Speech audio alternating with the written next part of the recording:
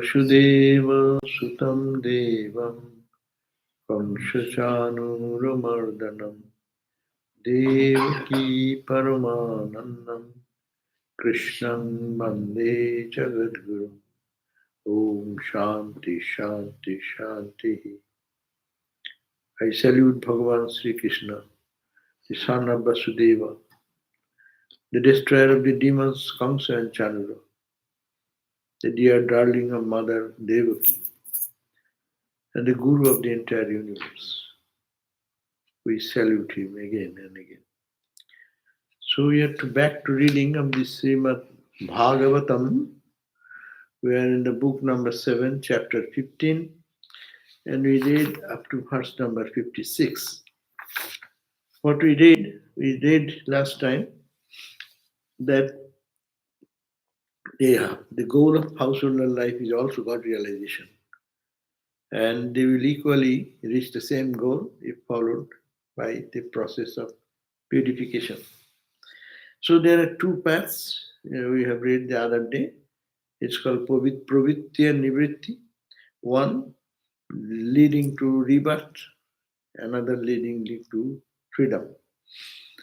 What is the rebirth? I say even the activities, all sacrifices. In early days, they used to have home fire. They used to collect all these different, very difficult items and do many varieties of jagnas. And each jagna will give certain result. So those are all earthly things to enjoy the life, longevity life, etc. That's why they are subject to rebirth. That's the path of what is called the pravritti. And nivritti is the path that there is unselfishness and every action is dedicated to God. The same action dedicated to God that will lead them to the freedom, nivritti, liberation. And the pravritti, those who follow the path of pravritti, they will go to the path of pitrijana. Pitris, the path of the pitris, when forefathers. Because they do good jobs, they go to higher plane and meet with their parents, grandparents, or the world of music, musicians go in a higher plane. But they meet, go there, enjoy the association, then again come back. This is the way of Pitrijana. And the anything the following the Pitrijana, the path of the forefathers or fathers, post-mortem state that waits one who is involved in pravritti or work with desire. So the subsequent effect of the sacrificial offering generates some ethereal body, subtle body. And as seen through the deities associated with the smoke, when you offer in the fire, it goes through the fire and smoke goes side by side. Those who are Pitrijana, they will enter into the smoke, and the smoke to the night, to dark night of the dark fortnight.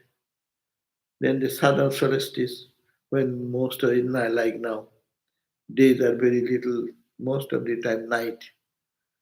That means the path is darker path.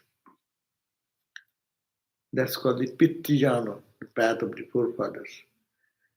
People doing some good work even, charity, or they call it Ishta and Purta, that also was mentioned. Doing some charitable activity for the poor. Early days, they used to dig some well or tank for drinking water, prepare road for public. So these are called good work. But that done with my name. My name should be inscribed. So if that desire goes, that is the path of the darkness. So that's why people consider how much you believe or don't believe. There are faith that if one dies, which time he's done, he left the body. When the day are long day and he dies, then what will happen? Most of this travel journey will be daytime. Night is shorter. He will die when the full moon night, the whole night, even daytime light, nighttime also light. Like that, they go in the path of light and light and raise from one level to other level according to their karma. And then from there they move on towards the higher and higher planes. And they part of non-return. That's the nivritti. But Sri Ramakrishna asked that Alvana to check that which day he will go past and like that. But that was a time close to new moon. New moon, full moon night. For Brahmacharis, that is that exceptional rule. Because as soon as they leave the body, they are awakening his own self-knowledge. So these day-night issues are not important for them. But to ordinary people like our sadhakas, this rule follows there. Uh, every protocol is for the ordinary people, but it is the God Lord Himself. There is no Then rule. why did he bother to check the Alvana? To create some time, faith maybe, or I do not know why he did. You'd have to ask him. But mostly I think that it is his will. Eh? Is there a most auspicious time to pass for regular people? Yeah, there are. They say there are auspicious times. Period. Mainly, they say the path of light. Suppose if I am to drive long distance, simple example. Your journey starts. You start in the early morning, whole day light, light, light. No, and day is longer, night time is short. Then you take a little rest. Even you don't drive. Even you can stay, and then again morning or night time is a full moon night. So it is light. There is also light. Here is also light. The path of light, light, light, light. So you can go smoothly. But if there is night is more, darkness is more. People are always how much expert driver maybe. Dark night driving and daytime bright light driving is totally different. So similarly in life's journey, that is they say that they go from the path of light to light to light to light to light. And those who are ordinary people to revert to come back, they go from, let's say, a little less light to the dark night to maybe full moon night, new moon night, like that, where the dark night is. So it is driving is hazy, difficult. That's why they cannot make much mm, journey. So that is the belief. Gita also suggests that idea. Bhagavad also telling the same idea. He says that the subtle effects of the sacrificial offering, when you are offering into the fire, if you generate an ethereal body, it creates a subtle body. Ascend to the deities associated with the smoke. When you are offering in the fire, there is smoke also, there is light also. They take the path of smoke, and that smoke to night. Night time is dark. To dark fortnight. Fortnight 14 days of this, going to dark, dark, dark. Southern solstice, etc., to the sphere, to the lunar heaven, and the dissolution of the heavenly body due to greed, and the descent through rain. So you go there and dissolve in that heavenly body, and then after some time, descend through marine to vegetation, food, etc., ending with the birth of the world.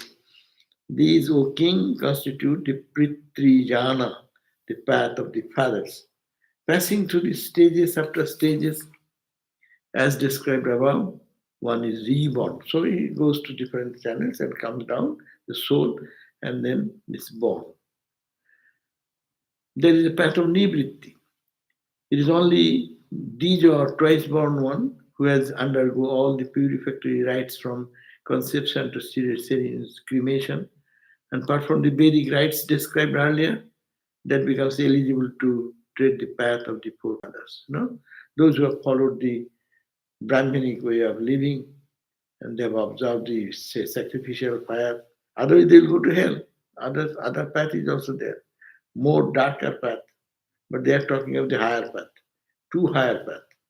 Another path is also there, which takes us to lower birth, lower life. So karma, it's all karma. But one who is devoted to nivritti, the path of non-return, liberation, sacrifice in the senses rendering blessing by their knowledge, they always analyze the real, unreal, all those philosophy, or prayer, meditation, all those, and offer everything, oblation, and consisting of Ishta and Putta, they do some good job for others, but give it to God, not for their name and fame. If they do, then they process to the path of meditation, and that path actually takes to the she says mantra japa, mantra goes to the omkara goes to the dot, bindu goes to the sound goes to the spirit, and indwelling spirit in the supreme spirit. As we say, journey goes into subtler and subtler and goes to the Om, then AUM, and then dot, Chaturtham, fourth stage, they go reach there. In this way, one has a true understanding of these two paths. With the help of Vedic teachings, will not get infatuated even when this body is where. So if you know that these are the two paths, now you can select which path you want to go. So those who have true knowledge of this, they can take a decision. I'll go to this path or that path. Now, now we start in 57 verse, which says knowledge of non-duality, that is the highest, and that will happen how? That 57 verse, that which was before the origin of the body and remains as it was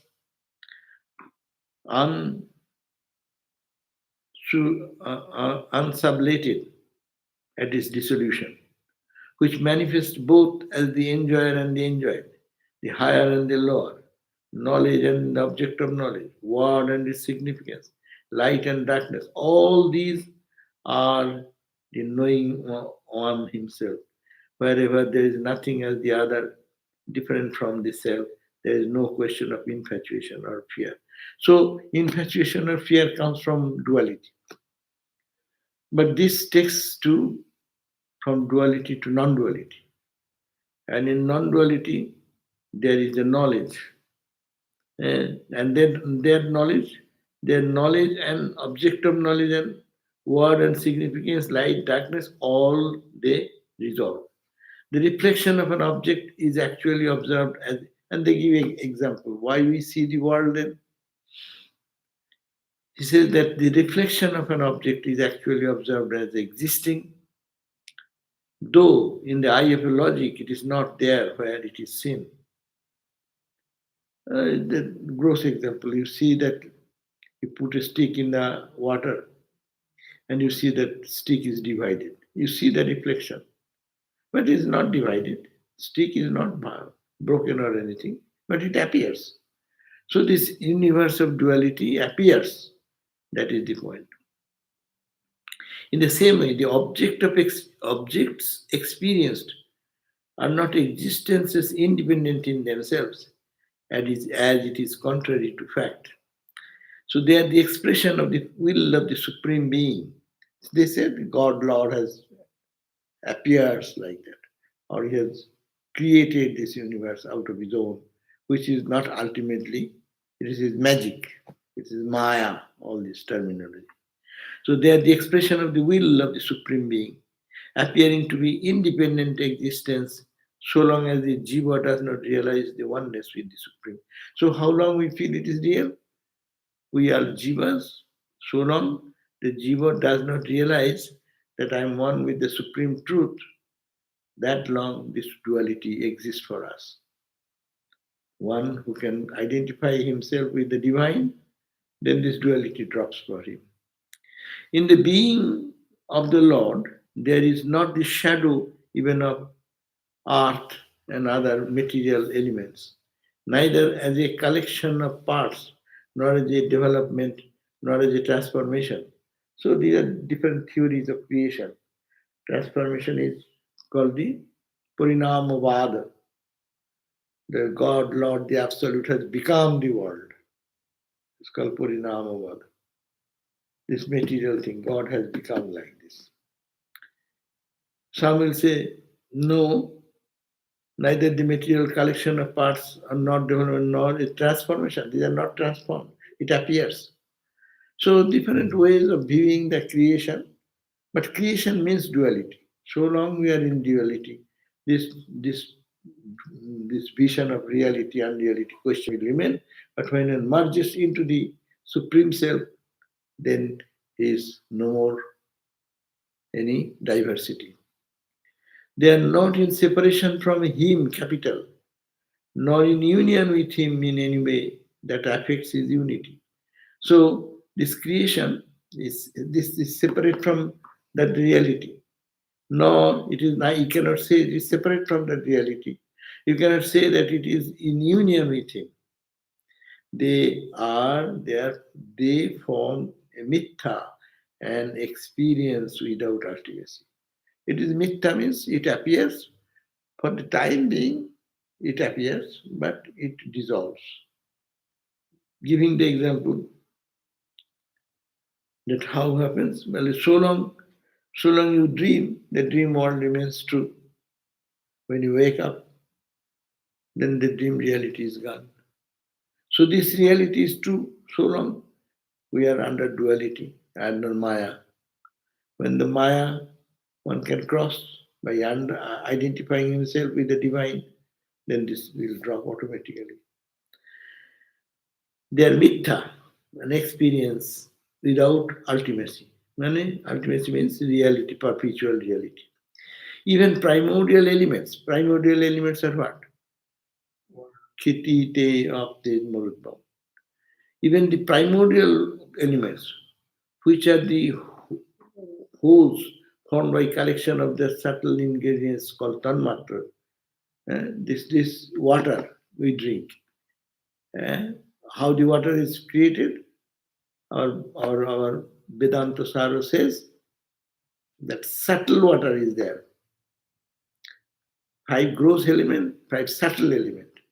What are the subtle element? Same air, water, air, fire, etc. in dream. Dream time the water we drink, that is called the subtle water. Dream time the breath we take. Now I am taking the gross breath. Body will take that when I am dreaming also. But in dream world, when I breathe in the dream body, not this air, it is called the subtle air, subtle water, subtle space, subtle earth, like that. So these are called tanmatras. Say that even primordial elements, which are the wholes formed by the collection of the subtle elements say combine.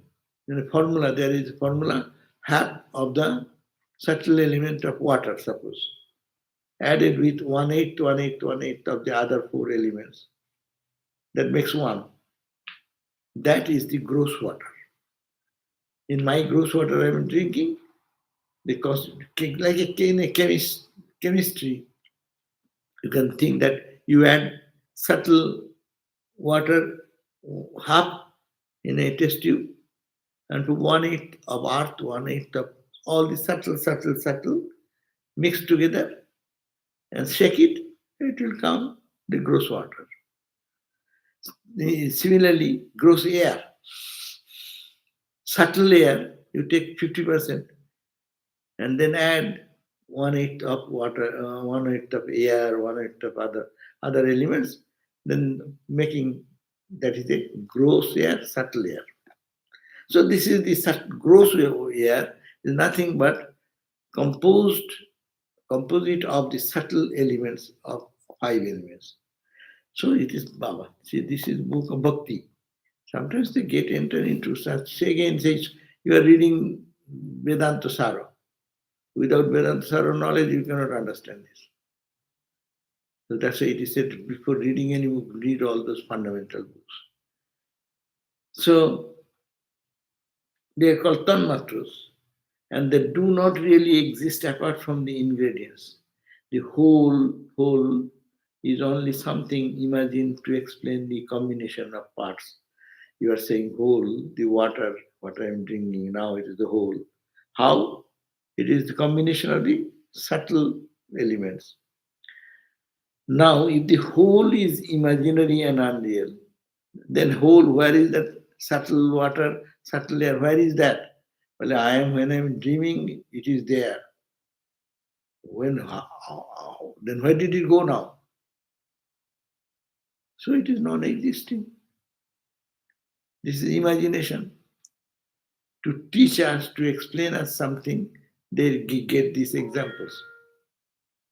So say, to the whole, WHOL, whole, is only something imagined to explain the parts.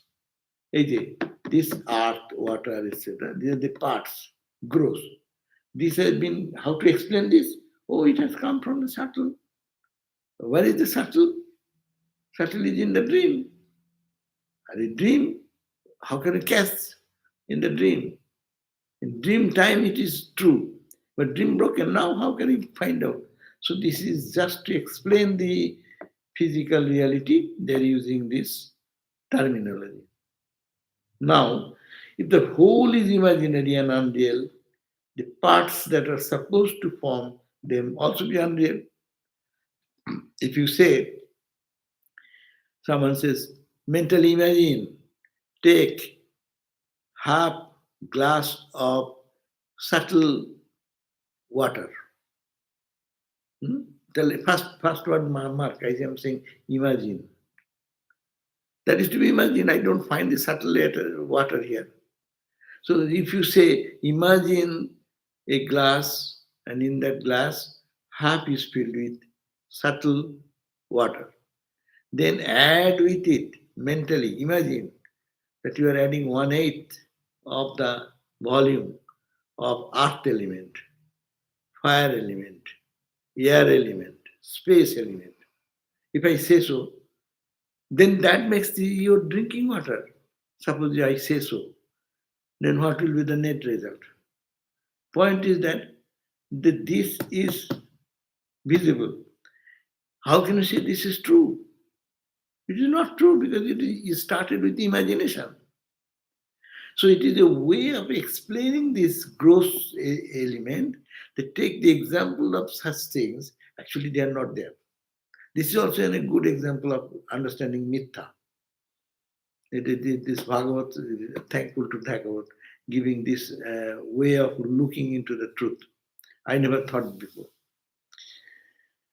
We thought that it makes us subtle, but we accepted that formula of Vedanta Sara. But if your subtle thing is imaginary, and subtle imaginary thing making together become this, how can it be real then?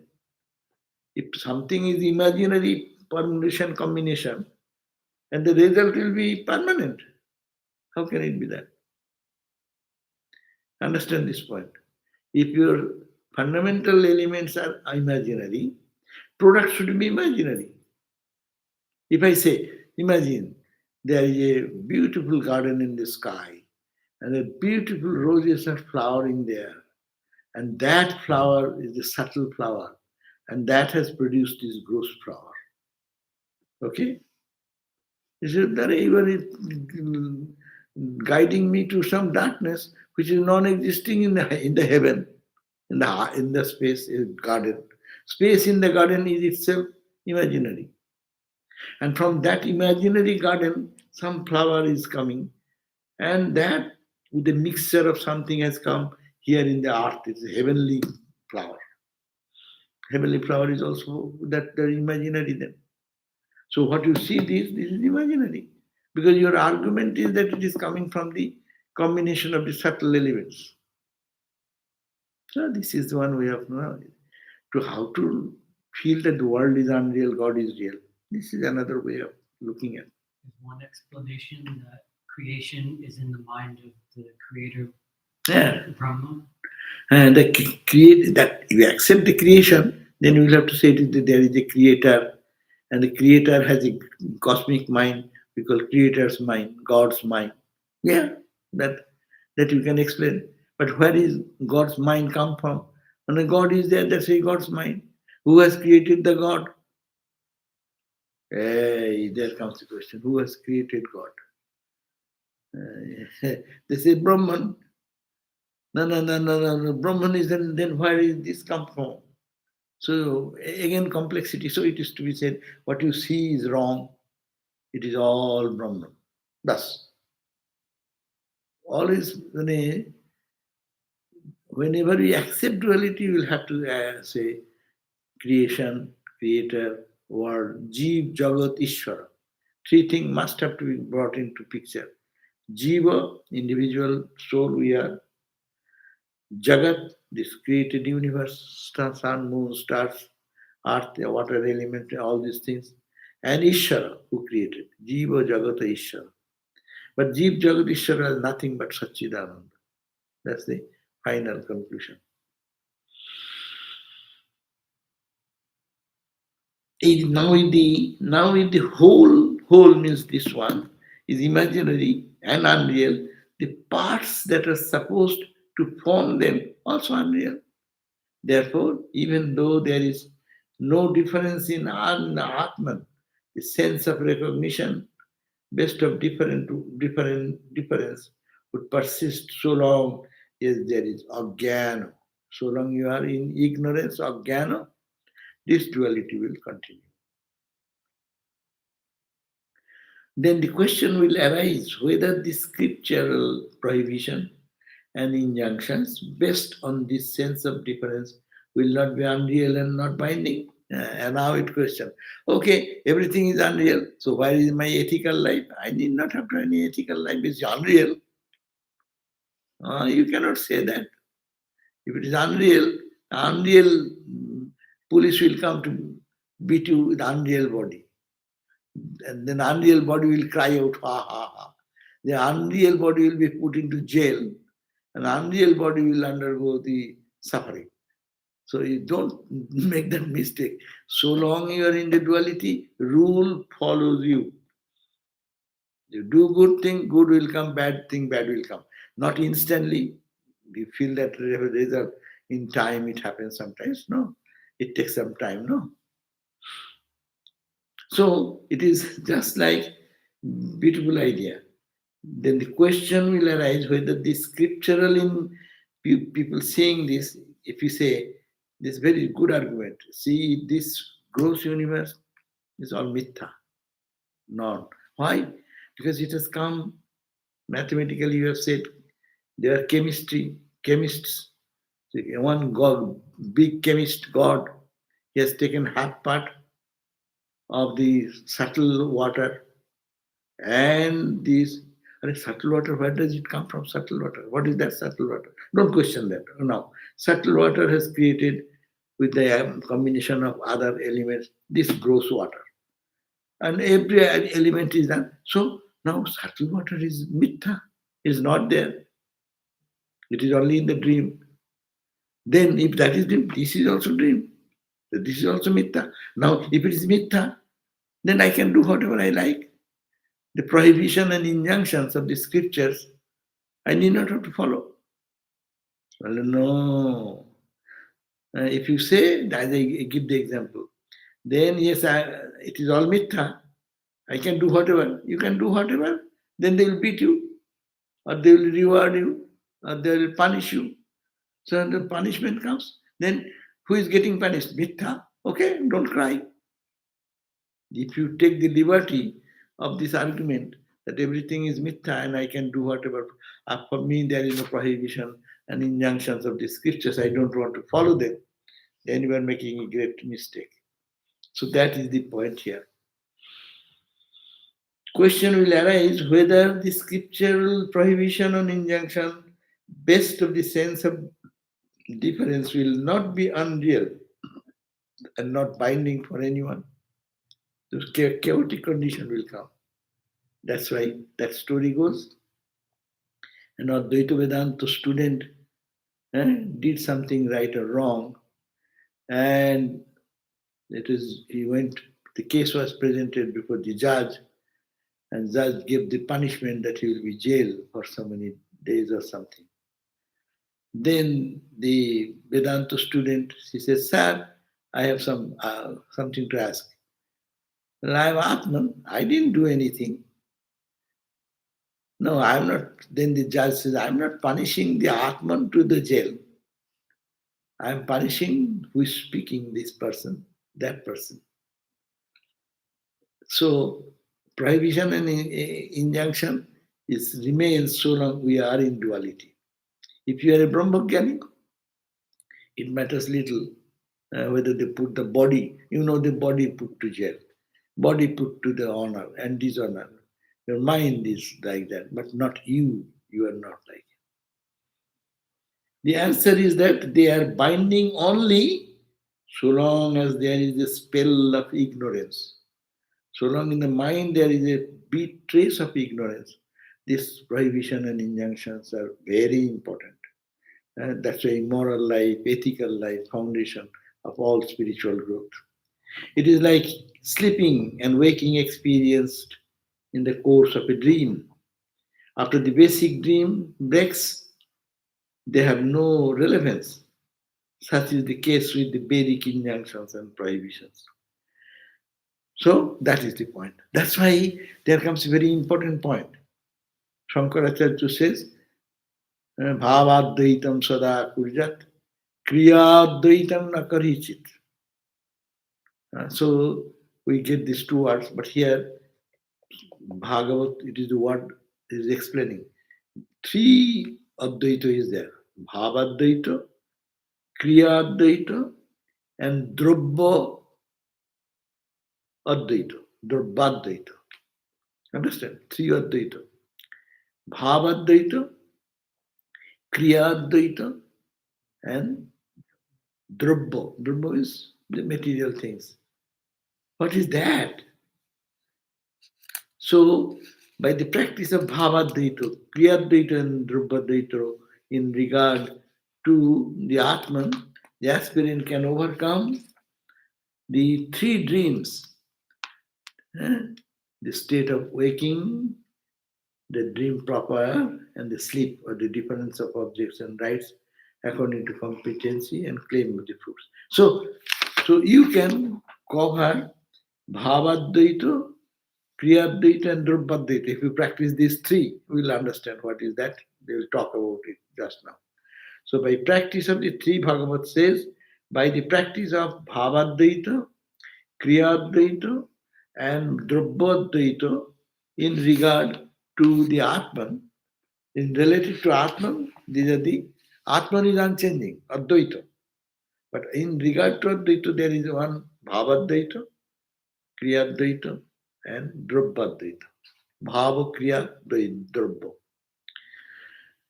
The aspirant, like us, can overcome the three dreams by practicing this Bhavadvaita, Kriyadvaita, Drobbadvaita. Three dreams. What are the three dreams? Waking state, sleeping state, and dream state. Waking, dream, and sleep. Three states. Jagrat, Sapna, Sushupti.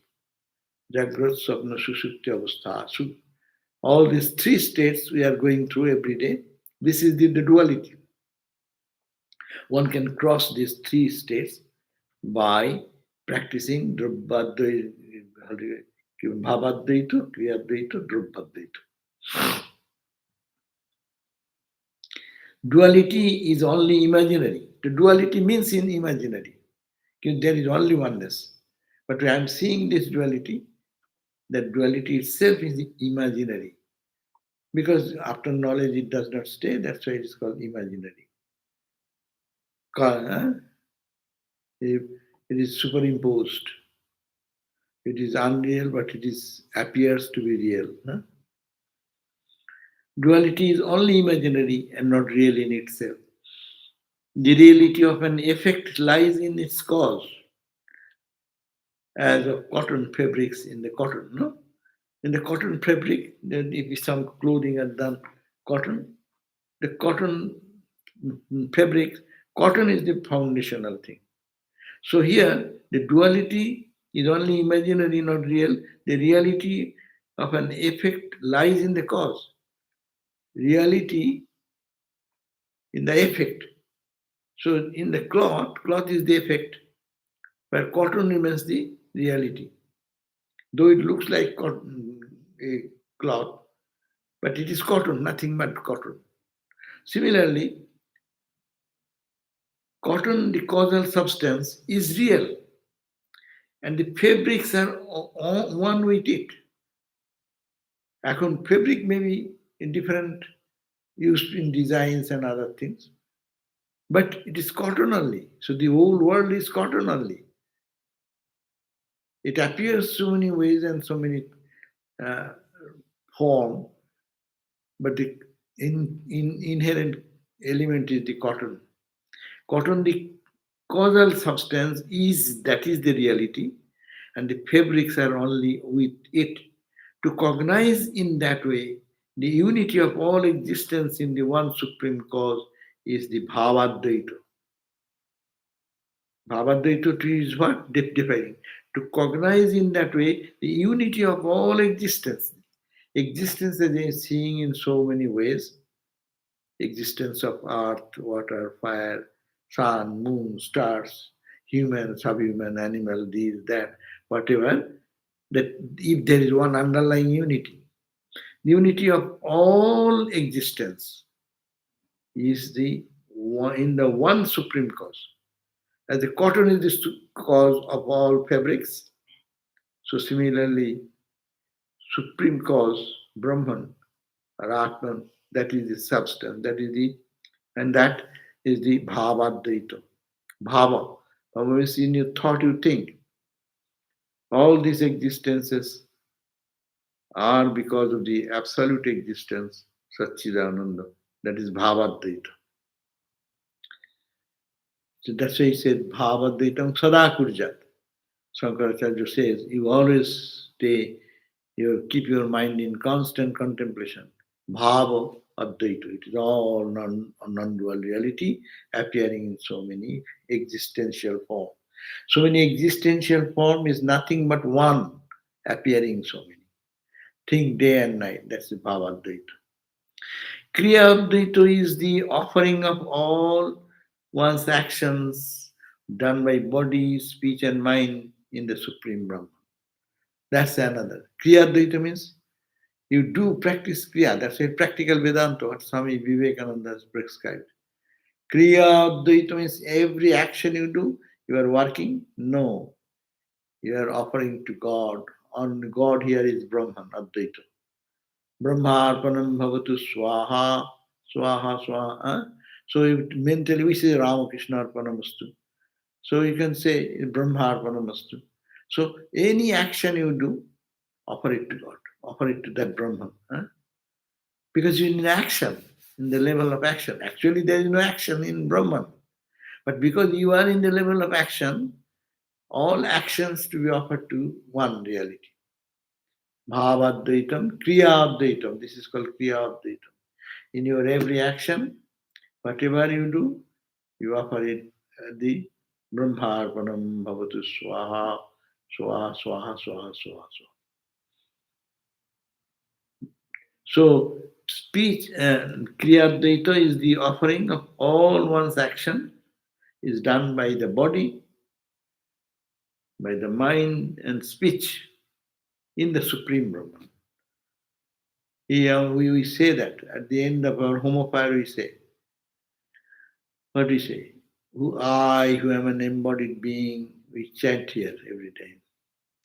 Ita purvang prana buddhi deho dharmadikarato jagrat swapna shushupti avasthasu manasha vacha karmana Hastabhyam padbhyam udarena shishna yatkritam yaduktam yasmitam tatsarvam brahmarpanam bhavatu swaha.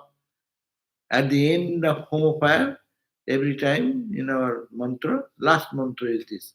There, home fire ends. What you did? Eat up purvam. You have forgotten. You should transfer every moment, but you forgot. Whatever action I did from morning till now, just now in this moment you think, eat up purvam. Just till this point of time, 5, 10. Eat up purvam, prana buddhi, mano, eat up purvam, mano, prana buddhi, dev. Prana means buddhi, intellect.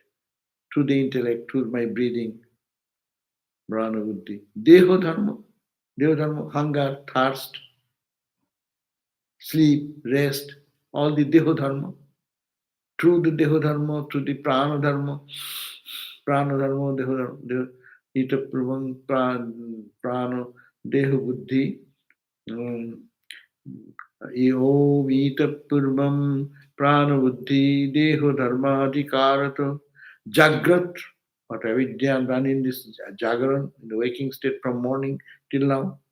Jagrat, swapna, last night I have in swapna body, in your dream body, you do so many things, good, bad, whatever. Jagrat, swapna, sushupti, in dream state, there is also ignorance and you live in there like a dull person. But that also, Jagrat, swapna, sushupti. Manasha, what you have done by mentally, good, bad thoughts you have thought, Manasha. Vacha, by your speech, you have said something good or bad, Manasa, Vacha. Karmana, all your activities by hand, feet, etc. Karmana. Hastabhyam, Padbhyam, by hand, by feet, etc. Hastabhyam, Padbhyam, and Jatkritam, whatever I have done, Jaduktam, whatever I have spoken, Jatkritam, Jaduktam, Tatsarvam, all that, Brahmarpanam Bhavatu Swaha, I offer it to the fire of Brahman. Swaha, let it be all burnt out. All the karmas burnt out. Every day, if one can think like that, that they are the practicing by the Kriya Advaita. Understand? Actually, that is the philosophy of Vedanta societies. Every Kriya, every action is offering to God, and your karma, whether good or bad, in the fire of Brahman, it gets gone. But it remains nothing. It ashes. Ashes to throw away. No, that cannot bind anyone. Ashes cannot bind anyone, no? So it is rejectable. So Kriya Advaitam. This is Kriya Advaitam. Bhava Advaitam, Kriya Advaitam. And now Drubba Advaitam. The recognition that the need for wealth and other means of physical life is the same for oneself and one's close kith and kin on the one hand, and for the strangers on the other hand, is Drabbatit.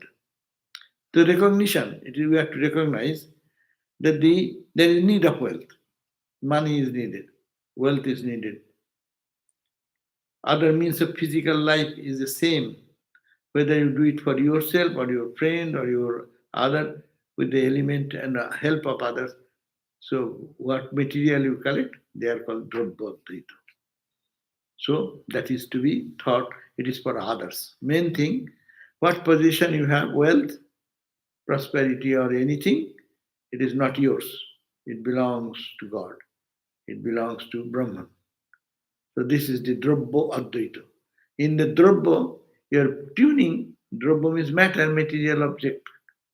This material object in your possession, your kith and kin, your friend, your love, your mom and dad, brother, sister, or your friend, whatever you have, wealth you have, it is all God. It is all Lord. So Drabbo Advaita, in all Drabbo, you feel it is that reality is God. So these are the three ways you can transcend your life from the duality to the non-dual experience. Okay? So now, 60, verse number 66. O king, except in times of danger, a pious householder should perform his duties, sacred and secular, with unprohibited wealth, got by means sanctioned by the scriptures at the proper place and time. So, except in times of danger means when it is really famine or disaster going on, but normal lifetime, one's duty should be a pious householder. Just talking of the householder's life, they can realize God. This is the way they are talking. That a pious householder should perform his duties, whether it is sacred duties, spiritual, or secular duties, with unprohibited wealth. Unprohibited wealth means money and wealth gathered by proper means, not by cheating, not by stealing, not by uh, fraudulent ways. By means sanctioned by the scriptures. That means honest earning at the proper place and in proper time. So, householder, any pious householder, whether they are in life position wherever, they will perform whatever duty, my mom's duty, my father's duty, duty to the friend, duty to the poor people, duty to the whatever duties come, they should be done with the unprohibited wealth.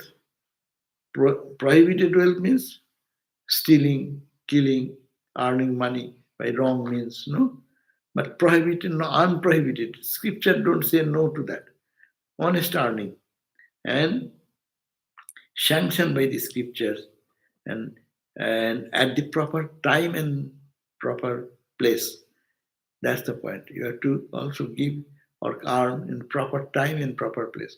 That means one person is hungry. If you give away simple some little food, that is good. But if a person is hungry, you bring a very costly jewelry to him. Costly jewelry, you can have 100 meals purchased by that money. But it does not mean anything. So when a famine going on, if someone brings a good golden chair to a famine-stricken person, will it no meaning. So give the person what he needs that time. That's called the Sattikodam. So give that with spirit and love, and you will earn money and give it to proper place. That's why give someone who is needed something, particularly that will really the crying need of the time. A man living as a householder, performing his duties and other Vedic rites in the manner described above, can attain to the Supreme Being even while he is a householder, provided he has a deep-rooted bhakti to the Lord. This is not only social one, because it's Advaita. People forget that. That's all connected with God. Bhavadvaita, Kriyadvaita, Drupadvaita. So this is Drupadvaita. This Drupadvaita is all God's and you're giving it to God. But you have to give in proper time, proper place, and that way. And then doing this way, with love for God, with devotion, the Supreme Being, love to the Supreme Being, a householder will reach the same destination. He, the Supreme Master, God Lord, by whose grace you, the King, and your brothers were saved from the insuperable difficulties, he, by the service of whose feet you were able to conquer the whole world and perform the Aswamedha sacrifice without obstruction, by surrendering yourself to him, may you attain liberation. So, you are Yudhishthira. Aswamedha Yogya is talking about. So you became all by the power of God. That means with devotion, if you follow this principle, then be remaining in the householder is not the point. Same God realization will happen. Now, 69, few verses are there to end this chapter. We have sort of time also, 10 minutes we can read that. Verse number 69. In the past kalpa, in a cosmic cycle, Narada says, I was a Gandharva. My name was Upovardhana. I was held in high esteem by all Gandharvas. Who are the Gandharvas? Musicians, no? Eh? Gandharva, they're who? Yeah, they don't know. Gandharva, Meanings, few Gandharva. meanings. Gandharva Loka. Gandharvas will be The celestial, of course, but they are musicians, musician, art, dancing, I think that type of area, drama, actor. So my name was Upobarthana. I was held in high esteem. Narada says, Narada himself, he recollects his own past life, said in the past kalpa, in the cosmic cycle, I was named Upobarthana, held in high esteem by all Gandharvas. That means he is not liberated. He got stuck into heaven. This is the problem. Then one great cycle, billions of years will pass. Then he has to born again. Baba, get it done now.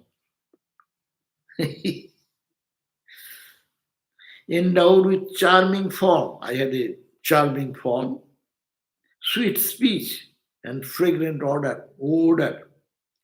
I was very dear to women and lived a life of drunkenness and pleasure seeking. So Narada going to heaven after so much good work and got stuck there and singing and dancing and forgot everything.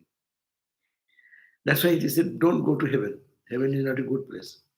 It will delay only the spiritual journey. That's why it is need renunciation. So 71 verse. Once in a sacrificial festival of the gods, Devas, the Prajapatis were summoned. The Prajapatis, they summoned all the Gandharvas and Apsaras to sing about the sportive activities of the Lord. So an invitation was sent to all the Gandharvas and Apsaras to join in praising the Lord's glory in some ceremony. Though aware of this, I went there surrounded by women and singing love songs. The Prajapatis, noting my insolent conduct, cursed me by their power of austerity, tapas, saying, may you who insulted all of us, become immediately a lowborn one, deprived of all your power and beauty. Bah. So, see, you get so much high position and job gone. You're fired. So you go fired, he becomes the poor guy again, is born as a Narada then. After that, I was born as the son of a maid servant. And in that birth, as I had associated with and served holy men established in the thought of Brahman. So in that life, I was cursed. And then I was reborn. And in a widow's, I was mother, my mother was a widow only. I was alone, poor. And then, but I was in childhood time, I used to serve the holy men. All the sadhus used to come like to help them, to be close to them. I became in a later kalpa the mind-born son of Brahma. So now I have become, again, that papam has gone away, then I have become now this Narada. 74. I have now described to you the sin-redeeming duties of the state of a householder. So, householder life is not bad. I have described you how in the householder life you can lead a life and then reach the same destination. So, by which you will reach the same supreme goal as the sannyasins. Verse number 74. Indeed, you are the most fortunate person in the world, because holy sages who trade is said to sanctify places are flocking to your house, knowing that the Supreme Being Krishna is staying at your house, hiding his identity under a human form. So you are fortunate now, O Yudhishthira. All the people, holy people, are flocking to your home to see Krishna because Krishna is in your home. So, lo, this Krishna who is for you, your dear friend, well-wisher, uncle's son, is the Atman, is the only worshipful one, servant and teachers, is very the supreme, he is nothing. Sometimes he acts like a friend, a guide in your whole life, he's always surrounding your life, but he is the supreme Brahman, who is sought after the great men, who is the immediate experience of transcendent bliss. So he who comes and sees the Lord Narayana Krishna, they get freed from all trouble. Though Krishna is with you, playing like a friend, sometimes like a friend as a well-wisher, or your uncle's son, in different relationship, the same Krishna. Uncle son mane ki? Who is who? Krishna, Arjuna, what is the relationship? Kuda uncle elo kotheke? Nephew. Huh? Kunti was the aunt of Krishna. Kunti was, Krishna's aunt was Kunti. Kunti. So that is the relationship. But he is Sachidananda. Who is acting like that is Sachidananda.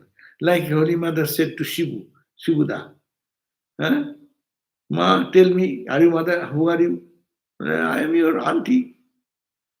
I am your auntie? No, you have to tell who are you. Ultimately, his mother said, I am Mother Kali.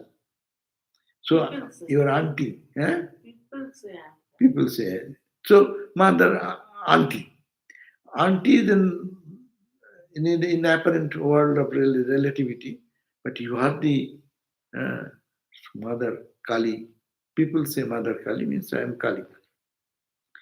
He whose form could not be described by Shiva or Brahma, and whose worship is done through devotion, silence, and tranquility, may he be propitious to us. Now the Sukadev says, Yudhishthira, the great leader of the Bharatas, was delighted to hear these words of the divine Rishi Narada. Overcome with devotion, he adored both Krishna and Rishi Narada. Receiving Yudhishthira's worship, Narada took leave of both the king and the lord, and Yudhishthira was wonderstruck to learn that Krishna was none but the supreme Brahman. So he is living with him, but never knew. Narada opened the eyes and said, you see, though he is like your friend, always guarding you and supporting you, yeah, Kunti's manti. So, but he is the Lord God, the Supreme, who is beyond all duality. Thus described to you separately many generations. I have thus described to you separately many generations and families descended from the daughter of Daksha, in which have appeared all species of beings like the Devas, Asuras, and men.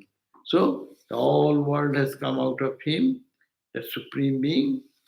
So you are fortunate that your God is living with him, and Yudhishthira got this wisdom that it is God living with him, and knowing that he will be freed from all bondage. So we learn today a few words, very important words. This is the end of the chapter 15. We'll 8. We'll next day we'll read chapter 16, 7.16. 7, 16 chapter. Now it is 16. 7th chapter is done. So it will be 8th chapter will start. 8.1 first verse. This is the end of the 7th chapter. That's all. Om Shanti Shanti Shanti Hari Om Tat Sat Sri Ram Krishna Arpanamastu. 7:30 class. And 7:30 will be our Upanishad class, Seta Upanishad. Okay, thank you all.